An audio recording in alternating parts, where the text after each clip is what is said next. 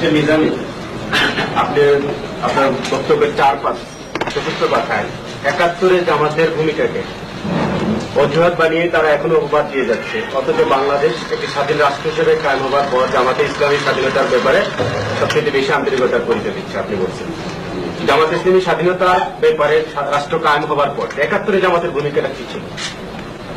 এরকম আমরা বলেছি একাধিকবার, আমাদের সে সময়ে রাজনৈতিক অবস্থানটা ভিন্ন ছিল, এটা সকলের জানা। কিন্তু আমরা বাংলাদেশের বাস্তবতা মেনে নিয়ে এখানে বাংলাদেশের স্বাধীনতা সার্বভৌমত্বের হেফাজতের জন্য আন্তরিকভাবে প্রচেষ্টা চালাচ্ছি। এই দেশকে একটি আধুনিক প্রধান রাষ্ট্রে পরিণত করার জন্য আমরা চেষ্টা করে যাচ্ছি। আপনি বলেছিলেন, আবার বলছেন যে 71 সালে ভিন্ন প্রেক্ষাপটে দেশের জনগণ পাকিস্তান থেকে আলাদা হওয়াকে স্বাধীনতার জন্য প্রয়োজন মনে করেছে। আপনারা প্রয়োজন মনে করেছিলেন কিনা? আমাদের অবস্থান তো ভিন্ন ছিল, সকলে জানে, কিন্তু জনগণ যেটা মনে করেছে, যেটা বাস্তব, সেটাকে আমরা মেনে নিয়েছি। এটা সকলেই বোঝে, বিবেকবান সকলেই বোঝে। এই দেশের জন্য এখন শান্তিপূর্ণ একটা পরিবেশ প্রয়োজন। এই দেশের ক্ষুধা, দারিদ্র, বেকারত্বের অভিশাপ থেকে যদি দেশকে মুক্ত করতে হয়, তাহলে একটা শান্তিপূর্ণ সহাবস্থানের প্রয়োজন।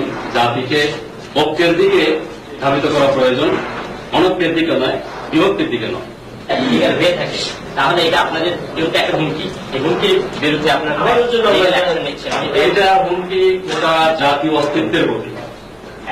আপনাদের প্রতি দেশ থাকলে আমি থাকি, না থাকি অন্তত আপনারা থাকি। কাজে আমরা আমাদের কিভাবে লড়াই চিন্তায় অস্থির হওয়া উচিত না, দেশের কি হবে, জাতি কি হবে সেই চিন্তা করা। আরেকটা জিনিস বলেছেন যে স্বাধীনতার পর এখন স্বাধীনতার পক্ষ বিপক্ষ শক্তি কোন প্রশ্নই আসে পৃথিবীর বিভিন্ন দেশে যখন স্বাধীন হওয়ার পরে পক্ষ বিপক্ষের শক্তি বলে একটা কথা বেশি আনলো। এক্সাম্পল দেন, একটা বলেন না, একটা এক্সাম্পল দেন আপনি এবং বলে দিয়েছেন না কথা বুঝতে হবে না। আপনি একটা এক্সাম্পল দেন যে পৃথিবীর কোন দেশে দেশ স্বাধীন হবার পর এইভাবে স্বাধীনতার বিপক্ষের কথা বলে বছরের পর বছর রাজনীতি করা হয়েছে। একটা এক্সাম্পল দেবেন, একটা এক্সাম্পল নাম বলেন। আপনি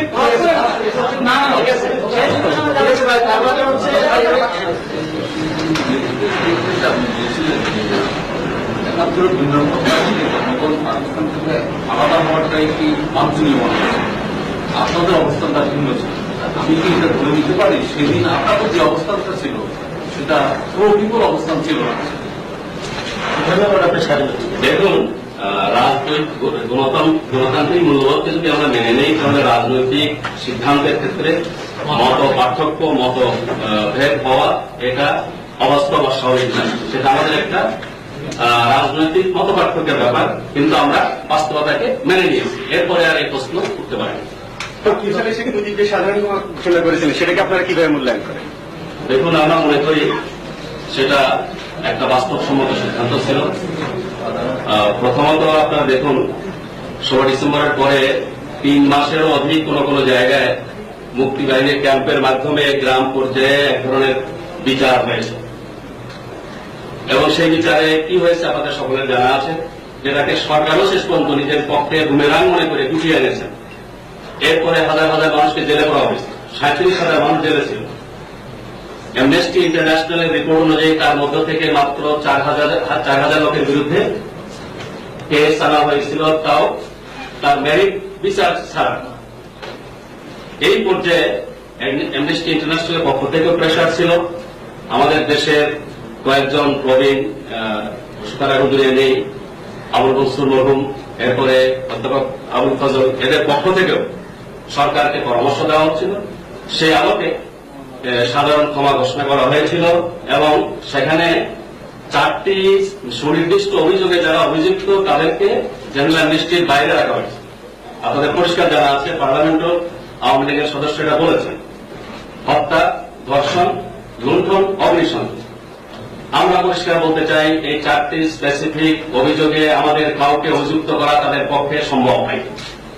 3.5 বছর ক্ষমতায় থাকা অবস্থায় তারা বহুভাবে ট্রাই করেছে, কিন্তু কোন অবস্থায় আমাদের কারো বিরুদ্ধে এই সুনির্দিষ্ট অভিযোগ আনতে পারে।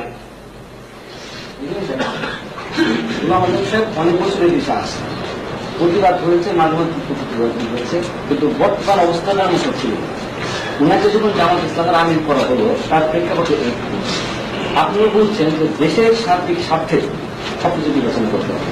আমার প্রশ্নটা হল যে যদি পরিস্থিতি হয় গোলাম আজম সাহেবকে জামাতের আমির থেকে সরাই দেওয়া হয় তাহলে পরিস্থিতি শান্ত হবে, তাহলে আপনারা এটা করবেন? আমাদের অভিজ্ঞতা এটা নয়। গোলাম আজম সাহেবের ব্যাপারে আজকে আপনারা হয়তো শুনছেন যে ৭১ অভিযোগ আনা হচ্ছে। আমি আপনাদের কাছে জানতে চাই ৭০-এর আগে কোন ৭১ ছিল? ৭০-এর আগে কোন ৭১ ছিল না। তখন গোলাম আজম সাহেব ভাষা সৈনিক হিসেবে পরিচিত ছিলেন। ৫০-এর দশকের ৬০-এর দশকের সকল গণতান্ত্রিক আন্দোলনের প্রথম সারির নেতা হিসেবে স্বীকৃত পরিচিত ছিলেন। এরপরে ৭০-এর নির্বাচনী অভিযানে যখন তিনি নেমেছেন তার মিটিং এ বাধা দেওয়া হয়নি। তার প্রমাণ আরো বহু প্রমাণ আছে। ১৯৮৮-তে সাইদি সাহেবের তফসিল মাহফিলে বলতে বাধা শুরু হল। কি জন্য? তিনি ওয়াজ করতে করতে জনগণের মধ্যে জনপ্রিয় হয়ে গেছে। জামাত ইসলামী বা ইসলাম এদের টার্গেট। আপনারা দেখেন যারা গোলাম আজম সাহেব ইস্যু বানিয়েছে তারা কবিতা উৎসব করতে গিয়ে বলছে কবিতা রূপে মৌলবাদ। জাদুঘরে শান্তি সম্মেলন হয়েছে, সেখানে আসছে মৌলবাদ। অতএব এটা ব্যক্তি গোলাম আজম এখানে টার্গেট না, যারা এটা করছেন তাদের টার্গেট ইসলাম। ইসলামকে তারা মৌলবাদ সাম্প্রদায়িক নামে আখ্যায়িত করে ইসলামের পথকে এখানে তারা রুদ্ধ করতে চান। ইসলামের পথে জনগণের যে একটা বাদ ভাঙা জোয়ার সৃষ্টি হওয়ার পরিবেশ সৃষ্টি হচ্ছে, এটাকে তারা রুখতে চান। সেই ষড়যন্ত্রের অংশ এটা আমাদের। আপনি বললেন জামাত ইসলাম এবং ইসলামকে টার্গেট করা হয়েছে, জামাত ইসলাম এবং ইসলামকে সমর্থক কিনা, আপনি কি তাই বলতে চাচ্ছেন? আমরা এটা মনে করি না, কিন্তু তারা মৌলবাদ যখন বলে তখন শুধু জামাত ইসলামীকে ধরে না। ইসলামের কথা বলে যিনি পটেনশিয়াল লিডার হিসেবে সামনে আসবেন তাকে তারা এট প্রেজেন্ট বাংলাদেশে জামাত ইসলামী ইসলাম প্রতিষ্ঠার ক্ষেত্রে পটেনশিয়াল একটা পার্টি। গোলাম আজম সাহেবের লিডারশিপ সারা বিশ্বে পরিচিত একটা পটেনশিয়াল লিডারশিপ, সেজন্যই তারা টার্গেট করেছে। আর জিদের ব্যাপারটা তো আমাদের কাছে পরিষ্কার, সেখানে তো গোলাম আজম নাই। জনগণের দ্বারা নির্বাচিত একটি দল ক্ষমতায় যাচ্ছিল এবং তাদেরকে রোখা হচ্ছে মৌলবাদী বলি সামরিক শাসন গণতন্ত্র রক্ষা করা হয়। সামরিক শাসনের গণতন্ত্র রক্ষা করছে। আর সেখানে আমাদের দেশে অবস্থা করা হচ্ছে যে যারা এই সালভেশন ফ্রন্টকে ঠেকাচ্ছে তারা হলো গণতন্ত্রী আর বাকি হলে মৌলবাদী। মানে সেখানে গণতন্ত্রী আর মৌলবাদীর সংখ্যা, অথচ সেখানে দেখা যাচ্ছে, তাহলে দেখা যাচ্ছে যে বিষয়টা আসলে মূলটা হচ্ছে আবশ্যক ইসলাম। এক এক জায়গায় এক একটা কৌশল তারা বলে গোলাম আজম এবং জামাত ইসলামের বিরুদ্ধে যাদের কলম সোচ্চার, যাদের মুখ সোচ্চার, তারা কিন্তু আলজেরিয়ার বিরুদ্ধেও সোচ্চার, আলজেরিয়ার ইসলামিক সালভেশন ফ্রন্টের বিরুদ্ধেও সোচ্চার। কাজেই এখান থেকেই বুঝতে হবে আসল রহস্যটা কোথায়। বাংলাদেশে জামাত ইসলামের যে রাজনীতি ইসলামকে যে আলজেরিয়া সালভেশন ফ্রন্ট একইভাবে মূল্যায়ন করছেন আপনাদের এখানকার প্রতিবেশ সালভেশন ফ্রন্ট। আমরা সেটা বলতে চাচ্ছি না, আমরা যেটা বলতে চাচ্ছি যে আমাদের বিরুদ্ধে যে বন্ধুরা কথা বলছেন তারা আলজেরিয়ার ইসলামী জামাতের বিরুদ্ধে কথা বলছেন। আমি যেটা বলছি আমাদের ব্যাপারে এখানে তাদের সম্পর্কে যে কথাবার্তা বলা হচ্ছে যে তারা এসে আলজেরিয়া ইসলাম প্রতিষ্ঠা করবেন এরকম ধারণা এবং বিশ্বাস এই মুহূর্তে তারা খুব একটা নিজের অর্জন করবে। এবার আপনাদের কথাবার্তা থেকে যেটা আমি বুঝছি যে ইসলামিক সালভেশন সেখানে গিয়ে ইসলাম প্রতিষ্ঠা করবে, এটাকে আপনারা মনে করছেন? মনে করার ব্যাপার না, তারা জনগণের ভোটে নির্বাচিত হচ্ছিল। ফার্স্ট ফেজ নির্বাচনে তারা রায় পেয়েছে, সেকেন্ড ফেজ নির্বাচনে তারা আরো বেশি রায় পেল। রায় পাওয়ার পরে তারা ইসলামী শাসন ব্যবস্থা, সমাজ ব্যবস্থা কায়েম করতে সক্ষম হতো না হতো সেটা পরে। আমরা এখান থেকে সেটা মন্তব্য করার কেউ নেই। সেই দেশে জনগণই এ ব্যাপারে চূড়ান্ত রায় দেওয়ার অধিকার। সেই জনগণের রায়কে নস্যাৎ করা হলো বুলেটের জোরে। এই বুলেটের জোরে জনগণের রায়কে নস্যাৎ করার পক্ষে যারা সিম্পেথি দেখান তারা একমাত্র ইসলাম বিদ্বেষী বলেই দেখেছে, আর তো কোনো কারণ থাকতে পারে। আপনাদের সাথে আওয়ামী লীগের একটা সুসম্পর্ক ছিল, হঠাৎ এটা ভুলো কেন? এটাই বলুন। সুসম্পর্ক নষ্টের কোনো কারণ তো আমরা ঘটাই, এটা তাদের কাছে জিজ্ঞেস করতে পারে।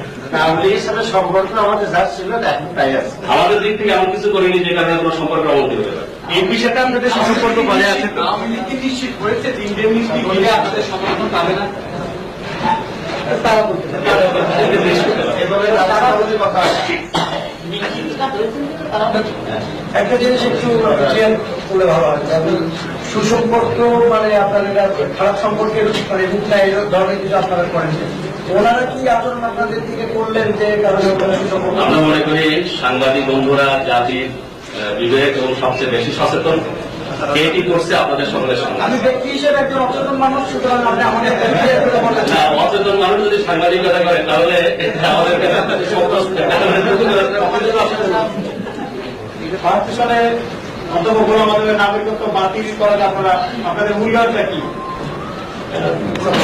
72-এ কি বলে নাগরিকত্ব বাতিলের প্রেক্ষাপটে কোনো আদালত 73-এ হয়েছিল সেটা। আর ওটার কারণে বলে উনি যখন দেশে আসছেন তখনই তারা করতে পারতেন। ওইখানে শব্দটা বাতিলও নাই, ডিসকোয়ালিফাইড বলা হয়েছে।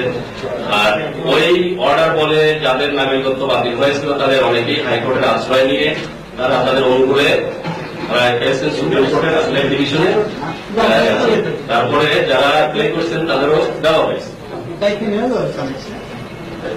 আপনারা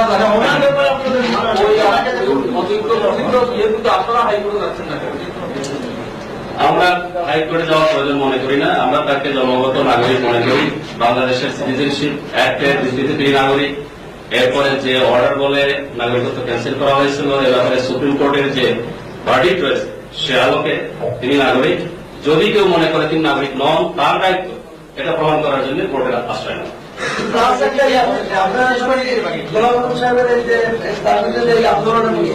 বিদেশি শক্তি জড়িত আছে বলে মনে করছেন? দেশবাসীকে সব ব্যাপারে তথ্য দেওয়ার দায়িত্ব সাংবাদিক বন্ধুদের।